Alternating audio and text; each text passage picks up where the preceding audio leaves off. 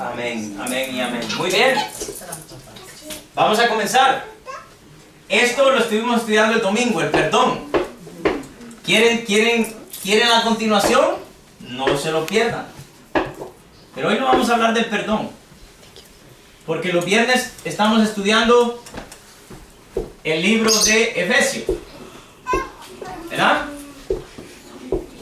¿El libro de Efesios? No, Gálatas. Gálatas, el libro de Gálatas. Así de que vamos a abrir nuestras Biblias en el libro de Gálatas y vamos a continuar este estudio precioso que estamos teniendo.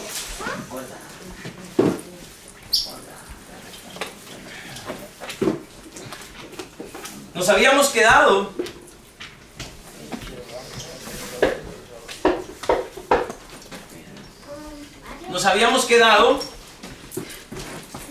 en el versículo 10. El 10. Dice, ¿se acuerdan que dice? Pues, ¿busco ahora el favor de los hombres o el de Dios? ¿O trato de agradar a los hombres? Pues si todavía agradara a los hombres, no sería siervo de Cristo. ¿Qué dijimos la vez pasada con respecto a esto? Dijimos de que cuando nosotros estudiamos la Biblia y nos damos cuenta de la doctrina de la verdad y la vamos a predicar, va a haber mucha gente que no le va a gustar. ¿Ya? Como lo mismo que estábamos hablando hace un momento, va a haber gente que no comparte nuestra propia opinión. ¿Ya? Mucha gente tiene diferentes opiniones con lo que nosotros creemos. Pero el detalle es que hoy en día en las iglesias se le baja, como le dijera yo, el nivel de la forma de cómo se debe de predicar, solamente para que la persona no se moleste, solamente para que la persona no se vaya de la iglesia. ¿Están entendiendo? Entonces, intentamos la manera de suavizar el mensaje para que la gente no le caiga muy pesado. Porque si le cae muy pesado, entonces nos podemos quedar sin miembros. Ese es el miedo que hay hoy en la iglesia. No, hay que tener mucho cuidado. Se los digo, a mí me lo dijeron una vez en una iglesia a la que yo iba a predicar. Me lo dijeron antes de subirme al púlpito, me dijeron, cuidado con lo que dice, hermano, porque usted sabe que... Yo le dije, no se preocupe, hermano. Yo voy a tener cuidado, le dije, de decirle a la iglesia lo que Dios me ha mandado decirle. ¿Ya? Porque me hago la misma pregunta. ¿Porque busco ahora yo agradar a ustedes o a Dios?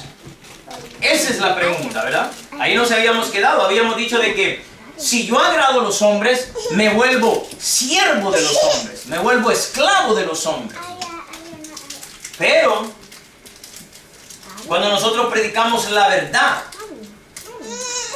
sin importar lo que a nosotros nos digan o cómo nos critiquen, nosotros estamos agradando a Dios. Una vez Cristo estaba predicando de la misma manera que nosotros lo hacemos. Estaba predicando Jesucristo. Pero de la boca de Cristo estaba saliendo una palabra dura. Una palabra que golpeaba el corazón de la gente. Estaba saliendo una palabra fuerte. ¿Y qué pasó? Los que estaban más atrasito, como por decirlo así, uno por uno, se fueron yendo. ¿Sintió golpe? No. Por mí lo está diciendo. Se comenzó a ir. Pero los discípulos que estaban a la par de Jesucristo, y ellos estaban viendo así, y Jesucristo predicando, y ellos viendo la gente que se estaba yendo. ¿Estaban entendiendo? Y estaban viendo, y entonces ellos decían, entre ellos mismos decían, ¿ya te diste cuenta que se está yendo la gente? ¿Y por qué se estarán yendo? Y no, lo que pasa es que el Señor está predicando muy fuerte y por eso se le está yendo a la gente. Jesucristo está hablando, pero él está poniendo atención, aunque no los haya estado escuchando.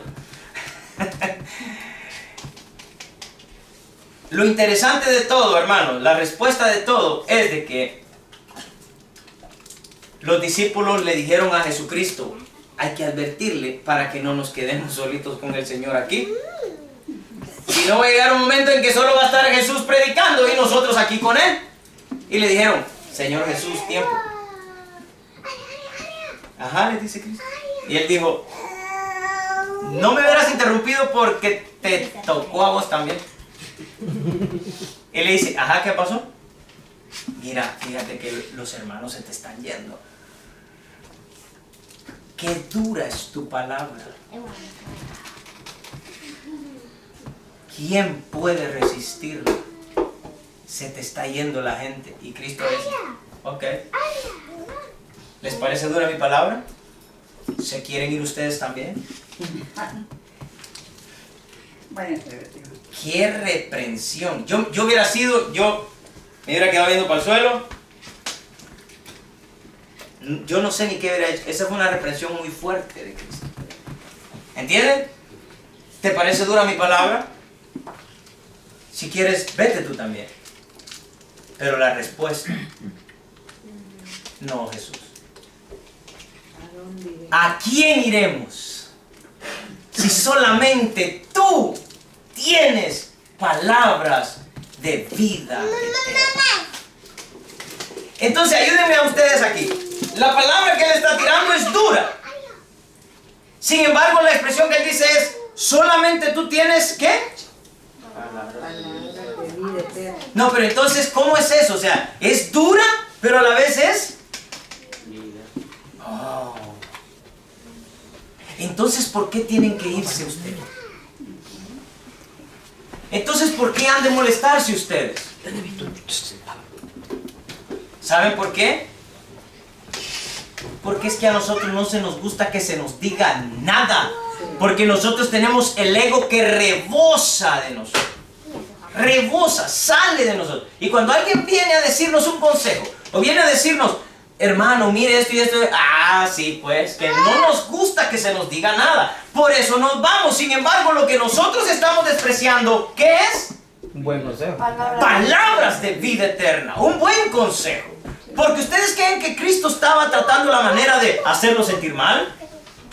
No. ¿Ustedes creen que Cristo estaba tratando la manera de humillarlos? No. Cristo estaba tratando la manera de ayudarlos para que entendieran algo. ¿Ya? Pero a nosotros no se nos gusta que se nos diga nada. No, la verdad. No se nos gusta que se nos diga la verdad. Entonces, Pablo tenía razón. Yo no estoy por agradar a los hombres. Porque si yo agradara a los hombres, dejo de ser siervo de Cristo. Porque entonces, desen en cuenta a Cristo ahí, lo que está diciendo es como que Cristo diga, si ustedes quieren, váyanse también. Y todo aquel que porque no se vayan, baje a la verdad del Evangelio, puede irse también. No es mi siervo. Pablo lo corrobora en el libro de Gálatas, ¿verdad? No es mi siervo. Si tú le tienes miedo a la persona, dejaste de ser mi siervo. Por eso ustedes aquí, Dios los ama a ustedes. Y yo los amo a ustedes también. Pero yo no voy a dejar de decir lo que tengo que decir por el miedo que ustedes se vayan. Porque si todos ustedes se van, yo me quedaré con los que Dios me dijo que comenzara. ¿Y quiénes son ellos? 1, 2, 3. Comenzaré de nuevo. Y Dios traerá los que tienen que estar. Ese era un ejemplo. ¿Por qué? Porque aquí están los que Dios ha traído aquí. ¿Sí entienden? Amén. Continuemos entonces. El siguiente versículo, versículo número 11. Dice, mas os hago saber, Hermano. ¿listo?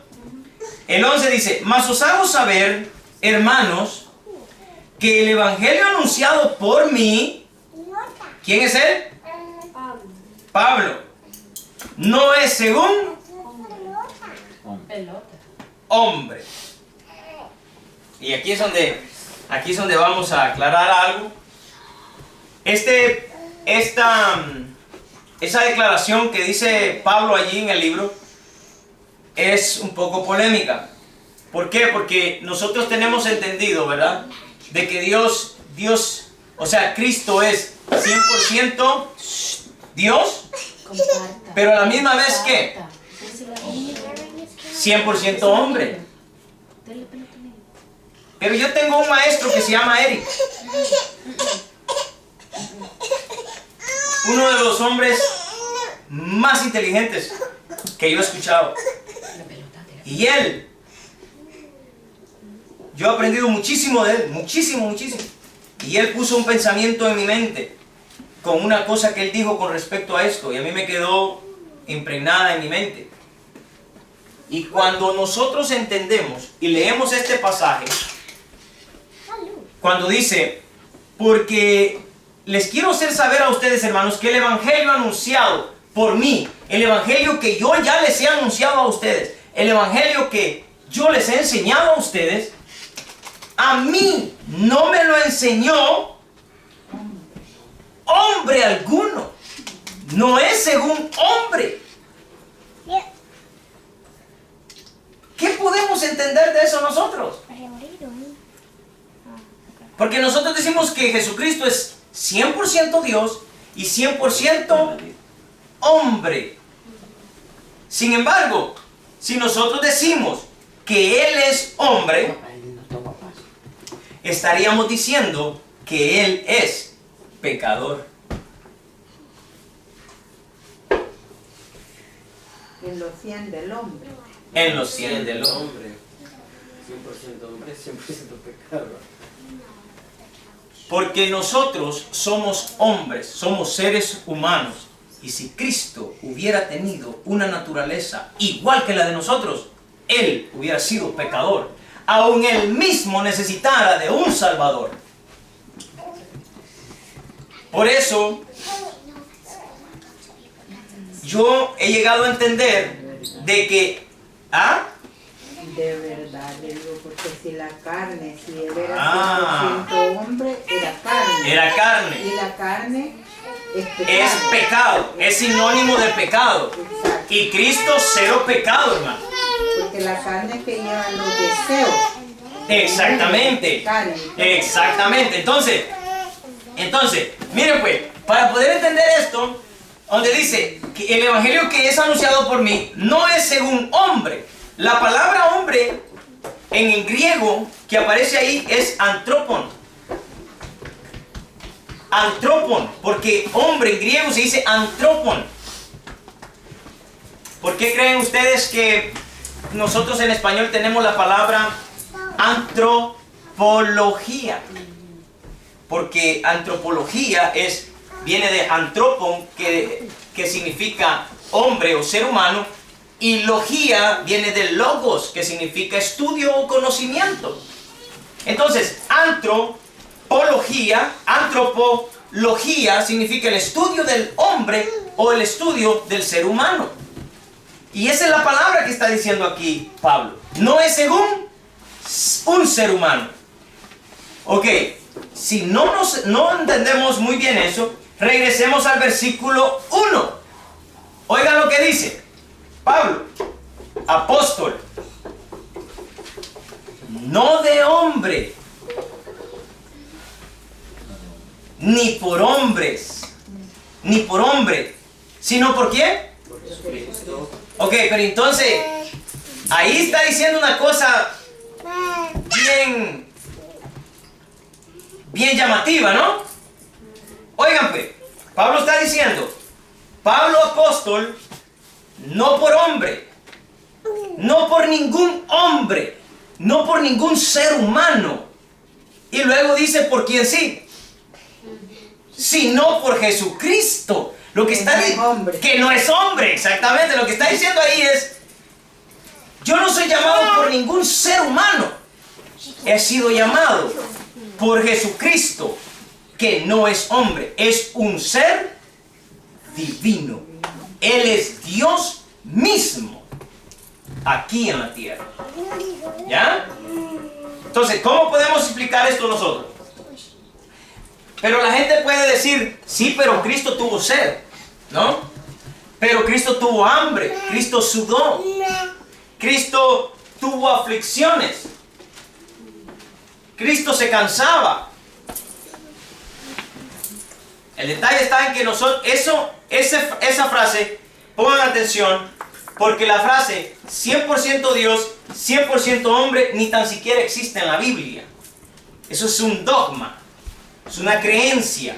Alguien intentó interpretar algo con respecto a lo que dice la Biblia de Jesucristo aquí en la tierra y dijo, entonces Cristo es 100% Dios y 100% ser humano. Pero si Cristo hubiera sido 100% ser humano, el capítulo 2 del libro de Santiago le hubiera aplicado a él, en donde dice que cuando una persona es tentado, y eso nos cuadra con Mateo capítulo 4, donde dice, Cristo, una vez que salió del río Jordán, después de ser bautizado, fue llevado por el Espíritu Santo al desierto para hacer ¿qué? Para ser tentado. Luego en el libro de Hebreos dice que tenemos, dice, un sumo sacerdote que fue tentado en todo, según nuestra semejanza. Hay varios pasajes que dicen que Cristo fue tentado. Sin embargo, esos pasajes están mal traducidos en la Biblia en español. Porque Cristo no puede ser tentado por el mal. ¿Qué es una tentación? Una tentación es sufrir por no caer. Una atracción al pecado y no hacerlo. Es una atracción al pecado y no hacerlo. Si nosotros decimos que Cristo fue tentado, como nosotros somos tentados, significa lo siguiente. Significa lo que dice en el libro de Santiago, capítulo 2, cuando dice, cuando alguno es tentado, no diga que es tentado de parte de Dios. Porque Dios dice, oiga esto es hermoso. Ok, sí, miren. Porque Dios no puede ser tentado por el mal. Ni Él tienta a nadie. Okay. ¿Cómo que se contradice al que dice que Jesucristo fue tentado? Fue tentado. Entonces, si nosotros decimos que Dios, Santiago dice en el capítulo, que Dios, capítulo 1 creo. Capítulo 1, capítulo 1 es. Santiago dice en el capítulo 1 que Dios no puede ser tentado por el mal. Dejemos eso ahí, por un lado. ¿Ok?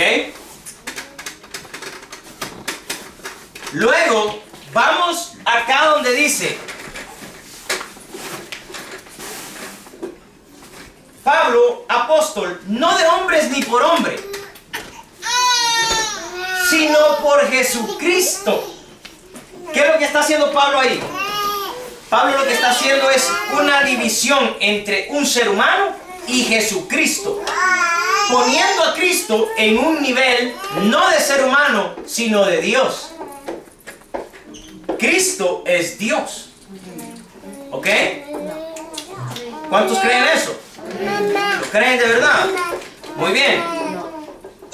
Ahora llegamos a la conclusión por este lado que Cristo es Dios. Volvamos a Santiago. Dios no puede ser tentado por el mal. ¿Están entendiendo o no están entendiendo el enlace que estamos haciendo? Si Dios no puede ser tentado por el mal, entonces ¿cómo es que dice la Biblia que Cristo fue llevado al desierto para ser tentado? Se contradice completamente. Uno con el otro. Y entonces, ¿por qué no nos hemos dado cuenta, hermanos? ¿Por qué? Mi pregunta es, ¿por qué seguimos diciendo que Cristo es ser humano, Cristo es hombre, cuando la Biblia nunca dice que Cristo se hizo hombre? La Biblia dice que se hizo como en forma de hombre, se hizo carne. Pero aún su carne no era como la de nosotros, hermanos. ¿Saben por qué? Porque la naturaleza de Jesucristo no venía de una descendencia humana. No había sido engendrado por hombre. No había sido engendrado por hombre alguno. Por lo tanto, su naturaleza no es de este mundo, hermanos. Su naturaleza no es de este mundo. Su naturaleza es de allá arriba. Es del cielo. ¿Ah? Entonces, ¿cómo podemos decir? Lo que pasa es que siempre sacamos, miren, para poder entender esto, tuvimos que estudiar. Para poder entender esto, tuvimos que estudiar el versículo 11, regresar al 1, ir a Mateo capítulo 4 y luego terminar en Santiago capítulo 1. Para poder entender que si decimos que Cristo es hombre, entonces si Él es hombre, entonces sí puede ser tentado por el pecado. Porque ahí dice, en el libro de Santiago dice, sino que cuando alguno es tentado, de su propia concupiscencia es tentado y seducido. Si decimos que Cristo es hombre, estamos y fue tentado según nuestra semejanza, lo que estamos diciendo es que Cristo tenía dentro de él concupiscencia. De su propia Qué barbaridad. y deseo por el mal. En pensar en eso ya, sí, es cierto. No, porque uno dice, hombre, solo porque andaba aquí nada más. Pero uno no se pone a pensar todo lo que uno pasa como humano. ¿Cómo uno le va a poner eso a Jesús? ¿Cuántos están entendiendo? ¿Están entendiendo? No se queden con ninguna duda, por favor. Porque a mí lo que me interesa es que aprendan, que aprendamos todos juntos. No se queden con ninguna duda. Cualquier cosa pregunten. Lo que estamos diciendo es que Cristo nunca tuvo concupiscencia. Concupiscencia es sinónimo de pecado. Deseo de pecado. Cristo nunca tuvo un deseo de pecar. Por eso es, miren pues, miren qué hermoso esto, pues, hermano. Analicen, hombre. Es que tenemos que analizar. ¿Por qué creen que cuando Cristo anda en el desierto, se le acerca a Satanás y dice Satanás, he estado controlando a Jesucristo por 40 días y no ha comido? Y viene Satanás y dice, aquí está mi oportunidad para tentarlo. ¿Entienden? Y viene y le dice, Satanás sabe muy bien que Jesucristo tiene hambre. Y viene y le dice, oye, mira, yo sé que tienes hambre. Y ahí hay una piedra y también sé que eres poderoso. Porque eso es prácticamente Satanás ahí lo que declaró que Cristo es poderoso, imagínate. Y le dice, sé que puedes convertir esa piedra en pan. ¿Por qué no la conviertes en pan y comerás? Saciarás tu hambre. ¿Ustedes creen que Cristo comenzó a sudar y comenzó a... ¿Ah? Lo que me dijo y sé que lo puedo hacer y... Ay, como cuando nosotros nos ponemos a dieta. ¿Cuántos se han puesto a dieta? Levanten la mano. Ok, son la hermana Isabel y la hermana Sandra son sinceras aquí. Son sinceras aquí, ok. Mañana empiezo. Mañana empiezo. Mañana empezamos todos, hermano. Ok.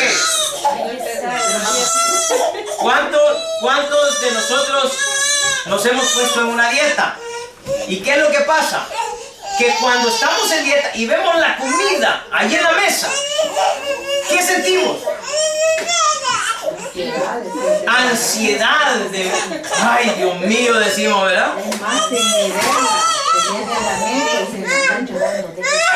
Imagina una sopa de mondongo, todo lo que es más grasoso, cuando cae. Es una ansiedad tan grande que nosotros no aguantamos el momento para ir y tomarlo, ¿o no? Mi pregunta sería, ¿creen ustedes que Jesucristo le dio esa ansiedad por convertir esa piedra en pan? No. ¿Creen ustedes que cuando se le acerca y le dice, oye, mira, tírate del templo abajo? Escrito está, le dice Satanás. A sus ángeles mandará acerca de ti para que tu pie no tropiece en piedra. Y Jesucristo, ¿será que Él dijo, yo quiero fama? La fama lo tentó a Él, porque si Él se tiraba, le dijo a Satanás, todos te van a adorar porque van a ver que no vas a morir. No, hermano, Jesucristo no tuvo ninguna necesidad, ninguna ansiedad de ese tipo de tentación. Porque no necesitaba demostrarle a Satanás que Él no necesitaba demostrarle. no tenía ego. Él no tenía eso. Él no tenía eso. Él, lo que nosotros tenemos que entender entonces en el libro de Mateo capítulo 4, donde dice que fue llevado por el Espíritu de Dios. Nosotros para ser tentado por el diablo, nosotros lo que tenemos que entender ahí es que el poder de Dios llevó a Jesucristo al desierto para dar una demostración de cómo es que se vence al mundo. ¿Entienden? Cristo no fue tentado. Cristo demostró cómo es que se vence. ¿Entienden? No es sino hasta que Cristo se conecta con nuestra humanidad que Él sintió en aquel día, aquella noche en el monte de Getsemaní. Dice la Biblia que Él sintió aflicción. Por eso es que cuando Él siente esa aflicción, cosa que nunca había sentido,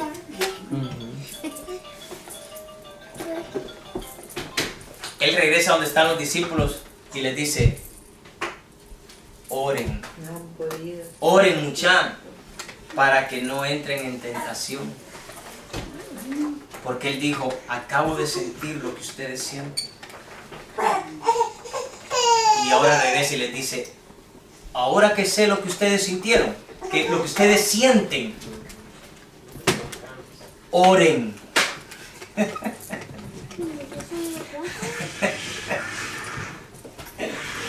¿Entienden? Porque al principio Cristo hasta declaraba y decía, me es necesario ir a Jerusalén y ser muerto por los escribas, por los fariseos, me van a golpear, me van a azotar, me van a hacer de todo. Y Cristo en ningún momento decía, sí, hombre, muchacho, tengo que ir allá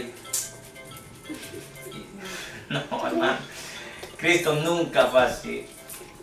Pero el día de la noche hubo una conexión extraordinaria entre su naturaleza y nuestra naturaleza. Y fue cuando Él de verdad experimentó lo que un ser humano podía experimentar anticipándose a la muerte. Y ahí es cuando Él dice, Padre, pasa de mí esta copa sin que yo la beba. Pero estas palabras son las que a mí me inundan de sentimiento cuando Él dice, pero que no se haga como yo quiero, que se haga tu voluntad. Y a nosotros cómo nos cuesta decirle, Señor, que no se haga como yo quiero, que se haga tu voluntad. Pero la casa la quiero así, así, así, y lo declaro y tengo fe que así va a ser mi casa. Declaro que así va a ser mi carro. Declaro que yo soy sano en este mismo instante. Y Cristo dice, que no se haga como yo quiero, que se haga tu voluntad. Él dijo tu voluntad. Él. Y nosotros, ¿Y de nosotros? es nuestro capricho. Que se haga Es como capricho. nosotros queremos. Y aquí soy de aprovecho para decir que se nos ha enseñado mal al momento de decir que nosotros tenemos que tener fe para que sea hecho lo que nosotros queremos que tiene que ser hecho. Y no solamente fe, Julio, dicen fe y autoridad. Hay autoridad. Y por eso es de que decimos, por eso es que nosotros venimos y oramos de esta manera y decimos, en este momento tú eres sano. Ahora, decimos, ahora. No, y Cristo dice, Y yo donde quiero. y el propósito que yo tengo con esta persona, ¿dónde queda? Julio, ¿Mm? y Cristo así, viendo a ver si sí o no. Él nos está metiendo. Ajá. A ver si pasa o no pasa. Ahora. No, hermano. Es hermoso cuando entendemos estas cosas, ¿ya? Volvamos a leer el pasaje y hoy lo van a ver diferente.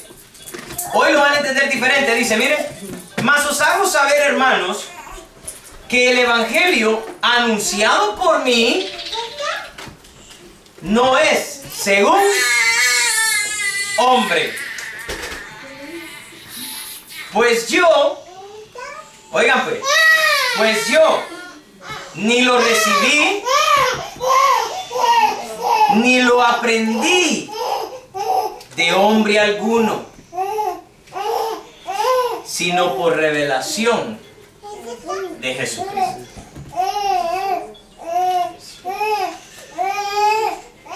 Pues yo ni lo recibí ni lo aprendí de hombre alguno, sino por revelación de Jesucristo. Lo vuelve a decir y dice, no lo recibí de ningún hombre, lo recibí de Jesús. ¿Están entendiendo? Entonces, vamos a ver qué dice en Efesios. Miren lo que dice Efesios capítulo 3, versículo 3. No lo busque, solo escuche. Que por revelación me fue declarado el misterio, como antes lo he escrito brevemente en el libro de Gálatas. Hay muchos pasajes, hermanos, como por ejemplo, ¿se acuerdan aquel pasaje donde dice, Cristo les está diciendo, yo, y esto lo he explicado muchas veces aquí, Cristo dice, yo, vean pues, yo, ¿quién está hablando ahí? Cristo, aquí en la tierra, y Él está diciendo, yo no les hablo a ustedes las cosas que yo les quiero hablar a ustedes. Yo les hablo a ustedes las cosas que mi Padre me dijo que les hablara. Entonces está hablando de otra persona. Está hablando de Él primero, pero luego dice, yo no les hablo lo que yo quiero hablarles a ustedes. Les hablo lo que mi Padre, ahora está señalando a otra persona, lo que mi Padre me dijo que les hablara. ¿Ya? Ok. Vienen los discípulos y le dicen, Jesús, muéstranos al Padre, a ese que está señalando, y nos basta. ¿Ok? Porque Cristo está hablando del Padre. Cristo está diciendo, yo no les hablo a ustedes lo que yo les quiero hablar, sino lo que mi Padre me dijo que les hablara. Y ellos les dicen, ellos volteaban para arriba a ver si miraban al Padre y dicen, muéstranos al Padre, y con eso nos basta. Entonces ahora Cristo ya no habla en tercera persona, sino que ahora les dice, ¿quieren conocer al Padre? Sí. Y les dice Cristo, ¿tanto tiempo he andado con ustedes y todavía no me conocen? Y entonces, ¿quién se hizo Él en ese momento? El Padre. Cristo es Dios. Y como Dios mismo, no puede ser tentado por el mal. Él no puede ser tentado por el mal porque no tiene concupiscencia. ¿Está claro? Amén. Claro, clarísimo, ¿verdad? Amén. Y... ok. Vamos a dejarlo hasta allí. Vamos a dejarlo hasta ahí porque el versículo 13 ya cambia un poquito de tema. El versículo 13 ya nos tira para otro tema, que se lo voy a leer para que no se lo pierdan el otro viernes. 13. Porque ya habéis oído acerca de mi conducta en otro tiempo en el judaísmo, que perseguía sobremanera a la iglesia de Dios y la asolaba. Eso vamos a ver el otro viernes. Vamos a estar estudiando un poco de lo que es el judaísmo, porque él dice que él era... Dice que, porque ya habéis oído acerca de mi conducta en otro tiempo. ¿En dónde? En el judaísmo. ¿Ya? Y el otro viernes vamos a estar estudiando un poco de lo que es el judaísmo, para que entendamos muchas cosas nos van a cuadrar el otro viernes. Muchas cosas. Porque nosotros tenemos aquí en la mente un pensamiento nada más de lo que es el judaísmo. El otro viernes vamos a entender lo que era el judaísmo de aquel entonces. Porque el judaísmo de aquel entonces no es lo mismo que el judaísmo de hoy. Y esto quiero que pongan atención. El cristianismo de aquel entonces no es el cristianismo de hoy. ¿Ok? Han pasado 2000 años. Cristian, hazme el favor, apágame la cámara. Han pasado 2000 años. Y el cristianismo ha sufrido una de cambios que ustedes no se imaginan. ¿Ya? El judaísmo ha sufrido una de cambios que ustedes no se imaginan. El catolicismo ha sufrido